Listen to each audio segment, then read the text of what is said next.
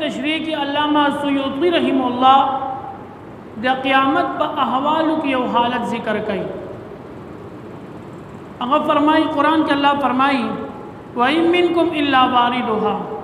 ہس یو سوک پتازو کی دا سی نشتا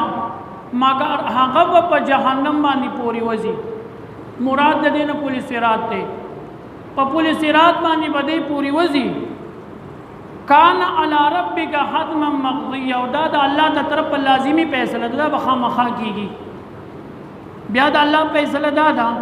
ثم ننجی الذین اتقوا ونذر الظالمین فیہا جثیا. کم خلق چی دا اللہ نے یریدن کی دے تقوادار خلق دے پا ہر معاملہ کی دا اللہ نے یر پڑھ کی ساتلی نو اللہ تبارک و تعالی فیصلہ فرمائی چی دیل بیا خلاصے ورکم او دا کم چی مجرمان دی نو دا پڑ مخی ارتاوش بزنگونانو بپراتا ہی پڑ مخی بارتاوش جہنم تا. پا دے آیت پا تشریح کے علامہ سیوطی رحم اللہ یو دیر عجیبہ روایت نقل کرے او واقعی دا یری او دا حیبت منظر ہم دے. دا پولیس رات معاملہ بسنگ گئی داغے حیبت سنگ دے داغے سخت سمر دا ہر مسلمان دا دینا خبردار دے. 1500 کال فاصلہ دا پولیس رات 1500 کال برا 1500 کال سیدھا 1500 کال دی سلان دی او بیا منظر دا غین لان دی دا جہنم دور غرغنڈے او دا جہنم دور اغا حیبت او سخت آسی قتل مشکل دی بیا لپاسے تیرے دل اغو دیر مشکل معاملہ دا. او بیا روایت کی راضی چی دا توری نا تیراو دا سر دا ویختن نرے پل بیا پیس سہارم نشتا چی دے طرف تا یا دے طرف تا سرسائی دا یا دا سی سہارا دا چی سڑے بطیری کی جو آغا بونی سی جوتری کی نا بیلا سا بطیری کی پل غبان دی بیلا سا لاندی دا جہنم ور دمر نرے دمر نازک او دمر مشکل منظر او پاغی بانی تیرے دل کم میں خلق بطیری کی ہر یو سڑے کہ مسلمان دے کہ کافر دے کہ مشرک دے کہ عیسائی دے کہ یہودی دے او کاغا تحجد گزار دے او کہ دا دین دا ہر یو شعبے سر داغت تعلق دے بدے بتیرو دی خامخا. قرآن اللہ فرمائی دا فیصلہ دا لازمی دا بکی گی. اور بیا علماء فرمائی چی مزید حیبت داغے چی دا جہنم دا ورن لان دی دیسی کنڈے رو چی دیشوی دی دا پولیس رات یو طرف تا و بل طرف تا دے طرف تا او دے طرف تا چی پکم زی کی پکم گناہ کی سڑے پاتی شو پیل شو نو دا جہنم دا ور اغا کنڈے اغا بے دے سٹ تاڑم شوخ کا تبارتا ہو اللہ دی منگلہ داغینا حفاظت راکی. دیر حیبتناک منظر دے او بیا دا دے حیبتناک منظر نور سخت و حیبت دیر عجیبہ. علامہ سیوطی رحم اللہ فرمائی چی پا دے سخت حیبتناک منظر کی با وہ مرحلی ہوا وہ چک پوسٹ بھئی پا دے وہ مرحلوں کی پا ہر مرحلہ کی پاس کیدل لازمی دی. تو دنیا امتحان خدا سی چی پسلو کی تو 40 والی جو پاسے 33 والی جو پاسے پدے وہ مرحلوں کی پا وہ مرحلوں کی پاس کے دل دا لازمی دی اہم دے کہ پا یو منظر کی او پا یو مرحلہ کی مسڑے پیل شو اقل تکی جہنم تخکت ارتاوی. او بیا معاملہ دیر عجیبہ دا. علامہ سیوطی رحم اللہ فرمائی چی پا پولیس رات پدے حیبتناک منظر سیری تیری گی پا وہ مرحلوں کی بدے وردولی کی ددنا بتحقیق کی گی تپوز بدی کی گی سوال جواب پا ددنا غستلی کی گی او چی پاس شو نو دا مخ کی مرحلے دتلو اجازت پا ملاوشی او کپیل شو نخکت جہنم تبارتاوشی. اولنی مرحلہ سنگ معرضو کو قرآن کے اللہ فرمائی ہر یو بطیری کی مسلمان کافر یہودی عیسائی منافق ہر یو طول خلق پا پدے پولیس رات روانی. اولنی مرحلہ کی با اللہ تبارک و تعالی دا کلمہ و دا عقیدے پا بارکی تپوس کئی. کلمہ دی ویلی دا او کنا دی دا ویلی عقیدہ دی دا اللہ دا توحید وا او کنا وا کلمہ دی ویلی دا پرشتیا دی ویلی دا او کا پا منافقت دی ویلی دا اس کے اسڑی کلمہ پرشتیا ویلی پا منافقت دی نہیں ویلی او دا دا عقیدہ دا اللہ دا توحید وی نو دے با پدغی مرحلہ باندی پاش او سمرہ کافر یہودیان عیسائیان مشرکان سمرہ چچا کلمہ نہ دے ویلی پدے اولنا مرحلہ کی بورتاوش خدا جہنم منظر هم داسې هیبتناک دی چې دا مطلب نه دی چې اوله مرحله ده چې دوی به په سیټ کې پراته نه نه هر یو دا جهنم لاندې داسې طبقې دي لاندې دویمه درېمه څلورمه داسې طبقې دي نو دغه شان دی لاندې طبقې ته به منافق الله تبارک وتعالی ارتاو کی چې هغوی کلمه پر اشتیا نه ده ویلي او بیا چې کوم بغیر کلمې نه تلي نو د هغوی په دغې مرحله کې غورځېدل دي بیا د دې مرحلې نه چې کوم خلک پاس شي نو دا به مسلمانانی په اوله مرحله کې دا به مسلمانی دا به کلمه ویلي او د الله د توحید قائل وي نو د دې اوله مرحلې نه چې کله دې تیر شي نو د پولیس رات په دویمه مرحله باندې به دې وردول شي دلته وردېږه په دویمه مرحله کې به دنه د مانځه په باره کې تپوس کوي مونځ د باندې فرض و کړی دي که نه دي کړی اول تپوس بدایي مونځ دې کړی دی په صحیح شان دي کړی که ځان دې اخلاص کړی د فرایضو د واجباتو د سنتو د دې اهتمام دې کړی دی که نه دې کړی او بیا د مانځه چې په کم شان باندې ادایګي نو داسې دې کړی که ځان خلاصي دې کړی الله دې معافي وکړي زمونږ اول د منځونو نه غفلت د منځونو نه بې پرواهي او بیا چې کله مونځ کوو نو په هغه مانځه کې زمونږ دومره بې پرواهي چې د هغې څه حد نشته ډېر خلک داسې دي هغوی به مونځ کوي چې د الله اکبر نه وروسته خبرېږي صورت فاتحه هم ختمه کړي پته ورته نه لګي دومره په تیزۍ لګیایي مونځ صحیح وی نه وی پرون موږ فضایل اعمال کې حدیث وی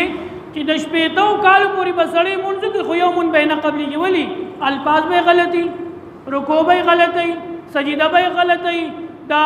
په کم باندې مونځ ماتېږي په کم باندې مونځ مکروه کېږي د دغې احکامو نه به ناخبره وي جو بس هندوستړی خدای ناراضه مونځ به کوي او قبلېږي به نه نو په دویمه مرحله کې به د مانځه حساب کتاب کې دا مستقل موضوع ده انشاءالله په دې باندې به عرض وکړو دا حدیث صرف ټیم لګ دی د حدیث مختصر زر ذکر کوو په دویمه مرحله کې به منځګزار پاس شي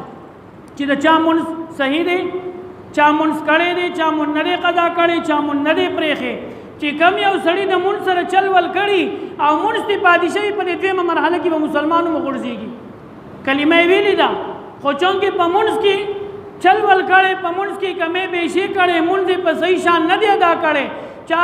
هر سړي ځان له چا پنځه مونځونه کې څلور په ځان لازم کړي چا درې لازم کړي چا دوه لازم کړي څوک د جمعې مونځ کوي څوک د اختر مونځ کوي به هر صورت چې په مانځه کې پیل شو نو په دویمه مرحله کې به دغه مونځګزار وغورځېږي بیا چې کم کسان په مانځه کې پاس شي نو دوی ته به د دې دویمې مرحلې نه مخکې د تلو اجازت میلاو شي چې کله دوی مخکې لاړ شي نو په درېیمه مرحله کې به د دوی نه د روژو په باره کې تپوس کېږي روژې دې نیولې دي که نه دي نیولې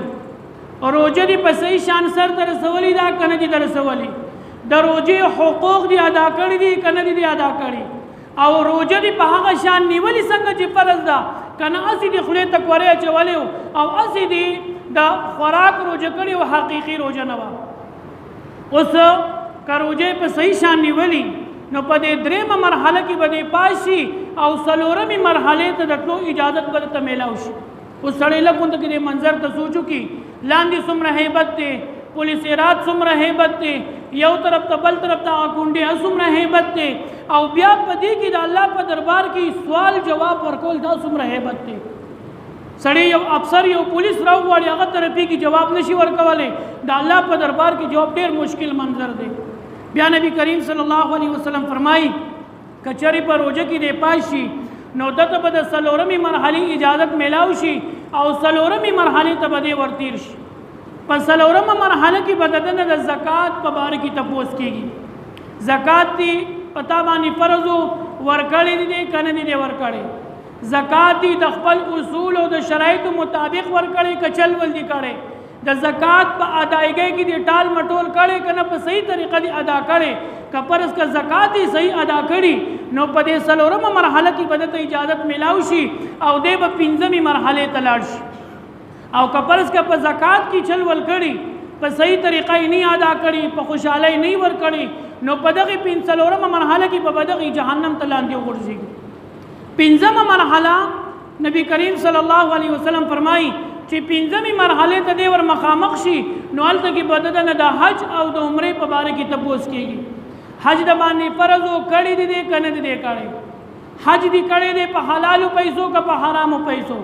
حج دی کړی دی د حج د شرایطو خیال دی ساتلی دی که نه دی ساتلی، او حج له چې تو تلې نو هلته د شریعت مطابق احکام ادا کړي او په صحیح نیت باندې تللی او که نه نیت دی خلکو ته د ځان د ښودو او د حج د قبولیت نښه علما فرمایي چې د حج او د عمرې د قبولیت نښه دا ده چې دی کله د حج او د عمرې نه راشي او دته په خپله زندګۍ کې تبدیلي محسوس شي. مخکې کله کله ګناه کېدو، اوس د ګناه نه لږ ځان ساتي. مخکې به کله کله ګناه طرف ته میلان کېدو، اوس ځان ساتي. مخکې بې احتیاطي او اوس احتیاط دی. مخکې په مانځه کې کمزوري ده، اوس په مانځه کې تیزي ده. نو چې د سړي په زندګۍ کې تبدیلي راغلي نو دا د حج او د عمرې د قبولیت نښه ده. که فرض که حج په صحیح شان کړي جو ټیک ده د دې مرحلې نه به پاس شي، خو که حج پې فرض یې او نه یې کړي جو ورتاو به شي وته. حج او عمره یې کړي د خو د ځان ښودو دپاره یې کړي، د الله تبارک وتعالی د رضا دپاره یې نه ده کړي، ښکته به جهنم ته ارتاو شي. بیا د دې مرحلې نه چې کله اجازت درته میلاو شي، شپږمې مرحلې ته به دې لاړ شي. په شپږمه مرحله کې به د دنه د غسل او د اوداسه په باره کې تپوس کېږي